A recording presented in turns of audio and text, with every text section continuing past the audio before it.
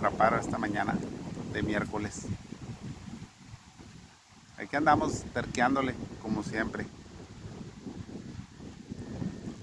Está pero muy bonito el espacio, muy bonito lugar.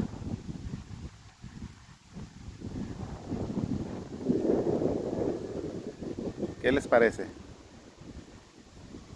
Con la ayuda de Dios vamos a sacar algún pescadito. Puro deporte sano.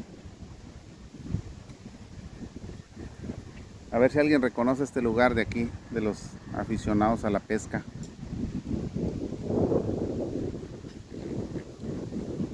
Está muy tranquilo, el aire está fresco, el agua muy calmada. Pero vamos a ver qué sale.